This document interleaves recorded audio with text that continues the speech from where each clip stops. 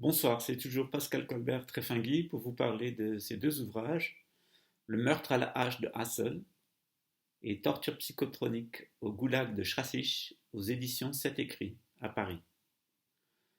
Ce soir, nous allons parler d'un individu qui a joué un rôle particulièrement important dans cette enquête, outre le commissaire principal Christian K., c'est-à-dire en l'espèce de Manuel M. Quel est ce personnage? Quel rôle a-t-il joué? Et comment a-t-il été instrumentalisé par l'enquêteur principal pour mener à bien son opération qui consistait à innocenter les principaux accusés dans cette enquête, c'est-à-dire Julien K. et Robert K. Manuel M. est l'ancien amant de Guy Urbani. Il faut savoir que Guy Urbani a été le deuxième partenaire de vie de Camille Colbert. Après qu'il ait quitté Camille, quelques années après, il a fait la connaissance de Manuel M, qui est devenu son amant, après qu'il l'ait recueilli dans la rue, alors que ses enfants avaient été placés en foyer d'État, parce qu'ils n'étaient pas en mesure d'assurer leur éducation.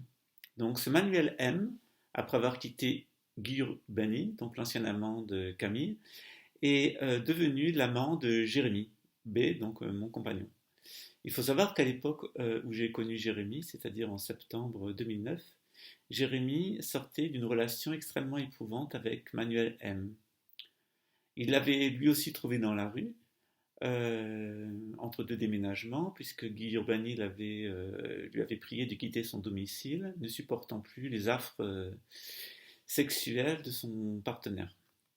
Donc Jérémy l'a recueilli, pendant un an il s'est à peu près bien conduit, au bout d'un an a recommencé le cirque habituel avec tous ses partenaires, c'est-à-dire des partouzes, de la prostitution et des problématiques liées à la disparition d'argent, notamment du fait de ses enfants. Il faut savoir que la fille de Manuel M a été incarcérée pour vol après qu'elle soit sortie du foyer d'État où elle avait été placée. Jérémy avait recueilli et élevé les deux enfants de Manuel M, mais il semble qu'après sa séparation avec Jérémy, les enfants aient continué leur dérive qui les mena donc pour l'un d'entre eux en prison.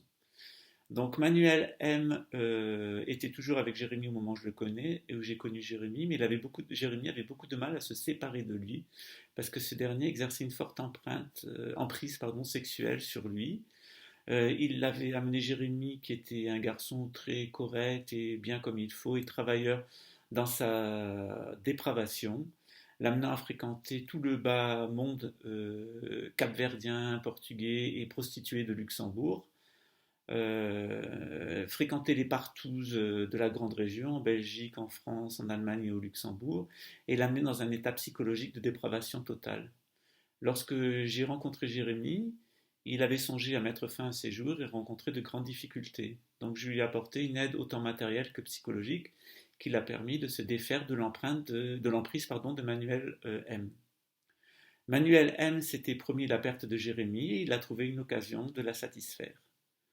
J'ai indiqué dans le poste précédent qu'il avait poussé Marina Rama à aller à la police, en lui disant que si elle ne dénonçait pas Jérémy, elle serait accusée pour complicité de meurtre, dans la mesure où elle avait eu une conversation avec Jérémy qui, à cette époque-là, avait envie de taper M. Colbert, qu'il estimait la personne responsable de la dégradation de nos véhicules. Une enquête a démontré que M. Colbert Camille n'en était pas l'auteur et Jérémy a cessé sa vindicte. Les rapports donc entre Jérémy, Camille et moi étaient au beau fixe au moment où Camille était hélas décédée. Manuel M a saisi cette occasion de façon tout à fait intéressante. D'abord, il a poussé Marina Rama à aller faire un faux témoignage à la police, qui a été bien sûr remixé de la façon dont je l'ai indiqué, mais il a ensuite lui-même décidé, parce que cela ne suffisait pas visiblement pour que Jérémy soit arrêté, d'aller avec deux anciennes partenaires sexuelles de ses partouzes, c'est-à-dire Virginie B et Chantal M. La première est la femme éconduite d'un homosexuel. La deuxième est une ancienne prostituée de la place de Luxembourg.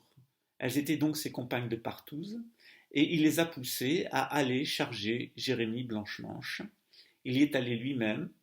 L'enquête a révélé qu'ils s'étaient rencontrés au café de Paris et qu'ensuite ils étaient allés ensemble à la police judiciaire où on a assisté au manège suivant. Les trois étaient interrogés dans des bureaux séparés, mais le commissaire principal Christian K passait d'un bureau à l'autre pour s'assurer que les trois disent la même chose. C'est assez flagrant puisqu'on s'aperçoit qu'ils utilisent exactement le même vocabulaire.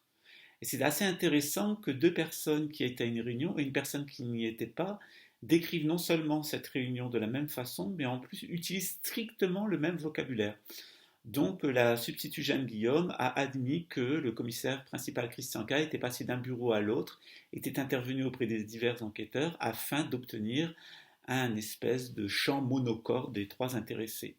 On souligne au passage le manque d'intelligence du policier véreux qui en fait donne lui-même la preuve qu'il s'agit d'une machination. Mais à cette époque-là, on n'en est plus à ça près. Et le juge d'instruction Vincent F. et le juge d'instruction Ernest N. sont prêts à gober n'importe quelle ineptie et n'importe quel illogisme ou ou démonstration totalement irrationnelle parce qu'ils sont en parallèle, comme l'a révélé le juge Prosper K. de la 13e chambre criminelle, abreuvés de note blanche d'un agent du service de renseignement luxembourgeois qui soutient mordicus que Pascal Colbert est l'auteur des faits et ensuite Pascal Colbert serait le commanditaire d'un assassinat. Les magistrats croient évidemment cet agent secret, le commissaire principal Christian K utilise ses argentours, c'est-à-dire ses pions, en l'espèce Manuel M, et les deux partenaires sexuels qui l'amènent à la police judiciaire après avoir amené Marina Rama. Que dit Manuel M et ses deux partenaires sexuels de Partouze? Il dit que lors d'une soirée particulièrement arrosée, où moi-même je n'avais pas bu, Chantal M a plaisanté, a pris une communication téléphonique de Camille en suggérant qu'elle pourrait lui faire le bouillon de minuit. Ça en est suivi une conversation assez drôlastique sur le sujet du bouillon de minuit, des champignons, etc., où chacun étant alcoolisé y est allé de son délire, auquel Jérémie a mis fin.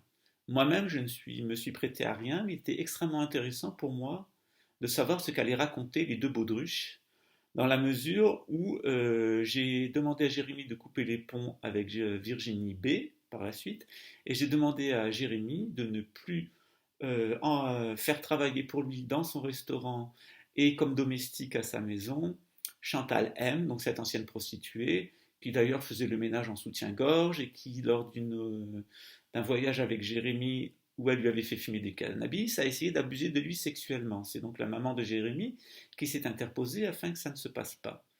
Donc Manuel M a mené sa petite vengeance avec ses deux partenaires, qui à partir d'un fait tout à fait anodin, qui était une plaisanterie douteuse de Chantal M, a monté toute une accusation qui a été par la suite, selon sa méthodologie habituelle, reformatée et dirigée en instrument d'accusation par le commissaire principal Christian K.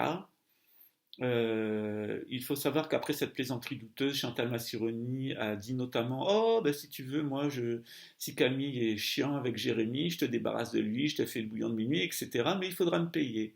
Et comme je suis espiègle, je lui dis: Ah oui, il faudra te payer. Et combien donc? Et elle avait avancé différentes sommes rocambolesques, ce à quoi je lui avais dit: C'est vraiment pas cher payé pour la vie d'un homme. Je souligne que donc nous avons cessé nos relations immédiatement avec Chantal M par la suite et quelques mois après avec Virginie B qui s'est avérée une personne menteuse ayant des vues sexuelles sur Jérémie et qui a tout à fait joué le jeu des enquêteurs et la vengeance personnelle de Manuel M. Je mettrai en ligne les procès-verbaux d'audition de Virginie B et de Chantal M, ainsi que et de Manuel M, ainsi que la manière dont le commissaire principal Christian K a utilisé ces témoignages faussement accusatoires, reformatés et machinés selon sa méthodologie habituelle, pour en faire une intention ancienne, récurrente, etc., comme on lui a appris à l'école de police et comme il l'a appliqué le plus scolairement possible, une ambition ancienne, etc., d'en finir avec notre pauvre Camille, ce qui, je le souligne encore une fois, n'était pas du tout le cas. Les faits d'ailleurs se sont passés au mois de février 2010 et non pas au mois d'août ou au mois de septembre, comme a pu l'indiquer le commissaire principal Christian K. Ces faits sont assez intéressants parce qu'on a aussi à ce moment-là l'apparition d'un autre personnage que je reprendrai dans le post suivant, qui est un bisexuel prostitué, partenaire du Partous de Virginie B, de Chantal M, de Manuel M et de Jérémy accessoirement, qui est Drito IB, qui est donc un prostitué, condamné pour viol sur mineur, port d'armes, menaces, chantage, menace d'attentat et tentative d'homicide.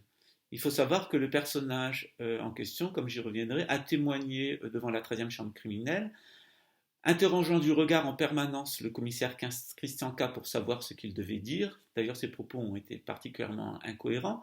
Puis en demandé à la procureure, à la substitut Martine W avant de partir. Bon ben alors, on est d'accord, hein? Je ferai pas ma peine, madame. On s'est mis d'accord.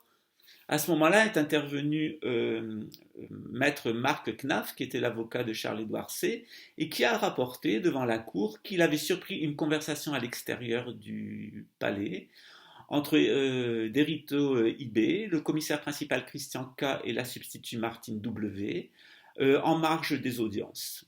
La substitut a reconnu qu'elle l'avait rencontré, qu'elle avait parlé avec lui et avec le commissaire Christian K, tout en prétendant qu'il s'agissait évidemment d'une autre affaire.